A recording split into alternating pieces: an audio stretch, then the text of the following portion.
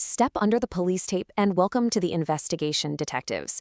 I am the lead detective here, and today we are cracking open a massive case file for this explainer. We're looking at exactly how top-tier students are inexplicably losing easy, critical marks on the Cambridge AS-level Afrikaans Language syllabus. Specifically, we're dusting for prints on paper 8679, covering the essay topics for 2030. We'll be doing a full forensic breakdown of how this applies to the core syllabus themes: human relationships, media, work, and leisure. Now look, if you've been putting in the grueling hours at the library, burning the midnight oil, memorizing every piece of vocabulary, but you still aren't seeing the top band marks you absolutely deserve, you are in the exact right place. We are going to treat the examiner's rubric like a highly complex crime scene today. We're hunting for hidden forensic clues to show you exactly what the chief examiner is demanding. To help us out, I want you to picture two junior detectives I work with on these cases. Let's call them Agent Alex and Agent Sam. Now, Agent Alex is a procedural whiz who gathers mountains of physical evidence, meaning Alex crams an essay full of raw, unadulterated facts about Afrikaans media or leisure activities. But Alex completely fails to build a coherent case motive. There's no high-level analysis, it's just a data dump. Then, on the other hand, you have Agent Sam. Sam is a fast-acting, highly opinionated detective who jumps straight to immediate conclusions, completely skipping the vital forensic confirmation steps. Sam completely misses the examiner's command words. Both of these agents end up with their cases thrown out of court. Today, we're going to make sure you don't make their mistakes. Let's dig in. Let's quickly open up the case file dossier to establish our structural blueprint. First, the baseline rules. Second, the procedural framework. Third, principal examiner warnings. Fourth, the interrogation. And finally, case closed recap.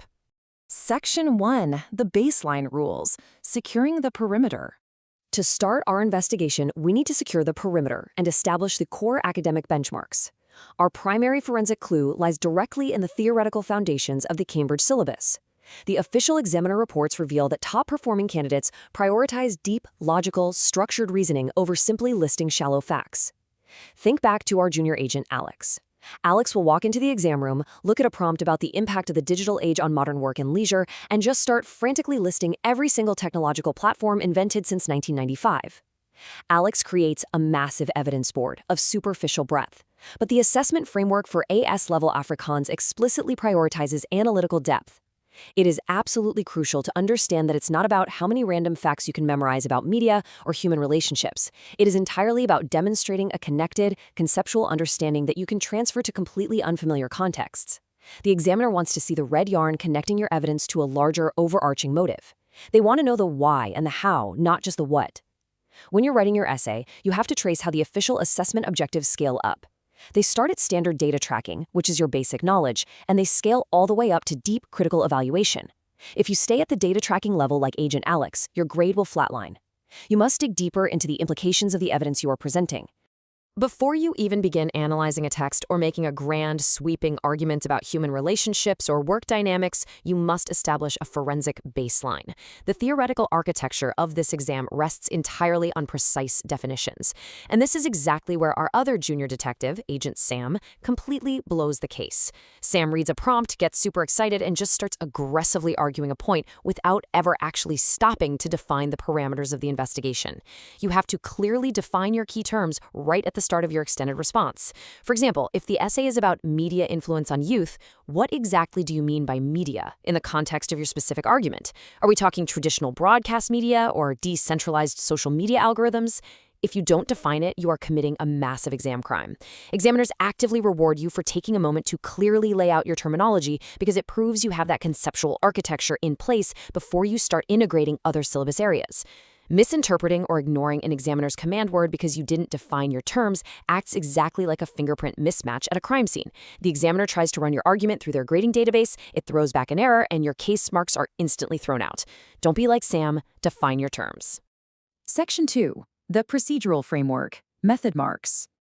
Now let's look at the actual forensic procedure you must follow to guarantee those critical method marks. Imagine Alex and Sam sitting across from each other in the interrogation room, sweating under a single buzzing light bulb, desperately trying to stitch together an unassailable model response paragraph. Alex is trying to overload the text block with long blocks of textbook definitions, while Sam is fighting to build a direct analytical logic string but keeps skipping crucial steps. To resolve this debate, we use this standardized 5-step sequence. This is your structural matrix. Step 1. Identify key elements. Pull the raw data or the specific textual evidence from the prompt. Step 2, apply relevant principles. This is where you bring in your Afrikaans language structures and syllabus concepts regarding work or leisure. Step 3, execute analysis with clear working. This means your logic must be visible on the page. Don't make the examiner guess how you got from point A to point B. Step 4, verify results. Read back over your sentence. Does it actually answer the specific prompt, or did you wander off topic? And step 5, present in appropriate format. Use the correct register, tone, and paragraph structure. If you skip a step here, if you jump from identifying a key element straight to presenting it without applying principles or executing visible analysis, you break the chain of custody for your evidence and you lose the marks. Section 3. Principal Examiner Warnings. The Prime Suspects. So, what does this all mean when the rubber meets the road? Why do candidates consistently drop marks despite having vast amounts of factual evidence? Honestly, it's the ultimate exam crime. A student walks out of the exam hall feeling like a genius. They know every single fact about the psychological impacts of modern media, or the shifting cultural dynamics of human relationships in Afrikaans-speaking communities. They've written 5 pages. The board is covered in evidence. So why do their marks suddenly flatline when the paper is actually graded? It's because having a lot of evidence doesn't matter if you can't prove motive in court. They are missing the connective tissue. They are describing the scene of the crime, but they aren't evaluating who committed it and why. Case file freeze. Before we reveal the ultimate top-band paragraph structure to help you clear your upcoming Cambridge sessions, we need to make sure your intelligence feed is entirely secure. Take a second right now to subscribe to Ace the Exams at the handle @AceTheExams and turn on all notifications so you never miss our weekly forensic exam updates. Whether you are cracking cases at IGCSE, O-levels, or AS and A-levels, we have your back. Okay, let's get back to the chief's warning. According to official principal examiner testimony, this is straight from the top brass, the failure comes right back to the foundation. Quote, candidates consistently confuse key terminology. Always define terms before using them in extended responses. Let's say Alex and Sam hit an unexpected roadblock mid-paragraph. Their evidence links are collapsing under cross-examination because they are arguing about leisure, but one is talking about competitive sports and the other is talking about passive media consumption. The examiner cannot give you the benefit of the doubt.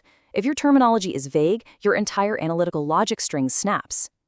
Let's profile our prime suspects. Here are the top 3 grade-destroying exam crimes that we see year after year. Number 1.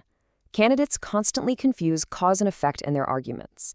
They might say that a decline in traditional human relationships causes an increase in social media usage when the text they're analyzing actually suggests the exact inverse.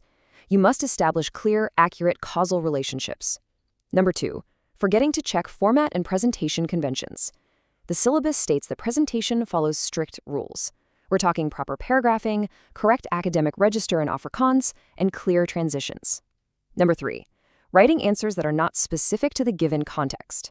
This is the worst offense. You absolutely cannot just memorize a generic essay about work and paste it onto the exam paper regardless of what the prompt asks.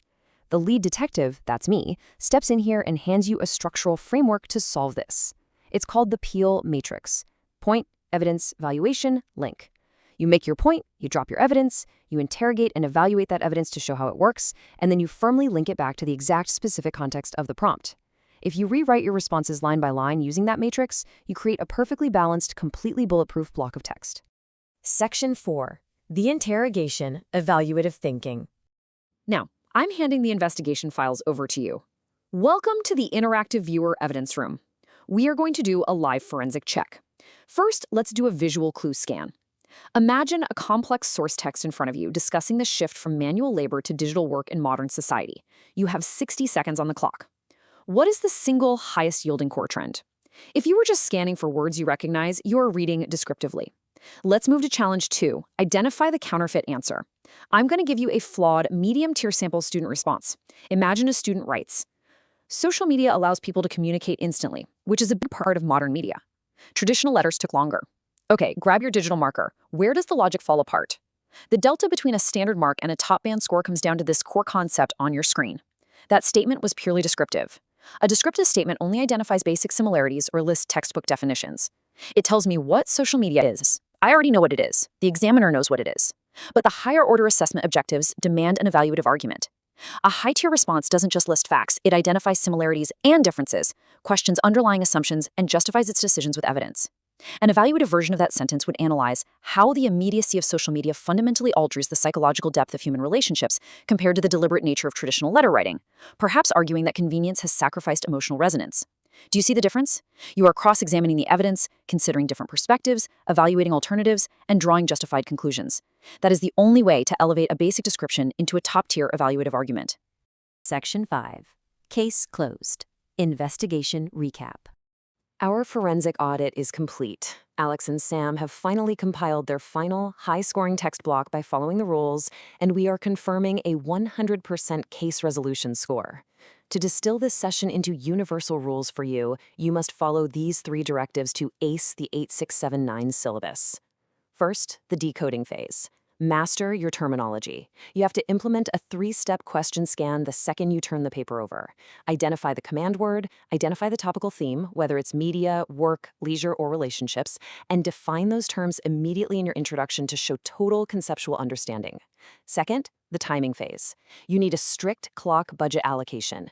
Use the 5-step standardized sequence we discussed. Identify, apply, execute, verify, present to secure your method marks efficiently. Do not spend 40 minutes on a 10-mark descriptive data dump. And third, the final evidence audit. Elevate to evaluation. When you review your work, ask yourself, did I just describe the text or did I evaluate it? You must compare, question assumptions, and justify your conclusions. Push your reasoning from simple descriptions to justified comparative evaluation. Case file freeze. The evidence has been processed, the suspects are booked, and the interrogation is officially over. But before you head back out into the field to tackle your next grueling exam session, you need to make sure your communications are securely encrypted. Hit that subscribe button for AC Exams at the handle @ace-the-exams, and click the notification bell to get your weekly grade masterclasses delivered straight to your precinct. We break down the hardest Cambridge papers every single week. Before you go, drop a comment below sharing exactly which Cambridge subject and level, IGCSE, AS, or A-level, you are preparing to conquer next. We will pull the case files for your subject and get our best detectives on it. Keep your logic sharp, trust your evidence, and I will see you in the next explainer. Case closed.